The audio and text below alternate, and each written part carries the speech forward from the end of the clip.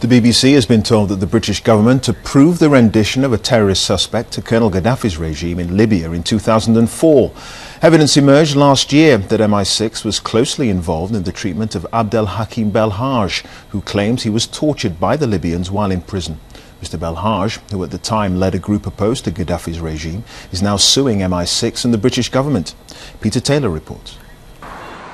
The story begins with a letter uncovered in the rubble of Libya's bombed spy headquarters, as BBC News reported last year. Successive governments have always insisted that they were never complicit in illegal rendition and the torture of terrorist suspects. But we can now reveal that that may not always have been the case. Unlawful rendition is not something that I would approve, no.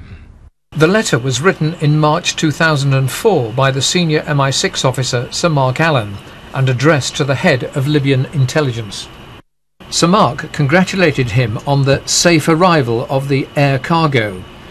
The air cargo was Belhadj, the leader of the Libyan Islamic fighting group, whom Britain regarded as a terrorist. When MI6 learned that Belhadj was in Malaysia and planning to fly to London, it tipped off its intelligence partners. The CIA then intercepted Belhadj and rendered him to Libya, where he was imprisoned for 4 years in the notorious Abu Salim jail. Of course, the MI6 service is considered a major player in my arrest, and this act has caused me harm and suffering. Sir Mark ends his letter by confirming that the intelligence was British. But MI6 does not act unilaterally. Its actions have to be approved by the government. Jack Straw, the then Foreign Secretary, denied his government had any involvement in illegal rendition and torture. And not only did we not agree with it, we were not complicit in it, nor did we turn a blind eye to it. No Foreign Secretary can know all the details of what its intelligence agencies are doing at any one time. I asked to interview Mr. Straw, but his office said he had nothing further to add. The operations of MI6, that's the Secret Intelligence Service, have to be authorised by the government, and that authorisation isn't always given. I understand that in this case, MI6's action was signed off by the Labour government, but we don't know at what level.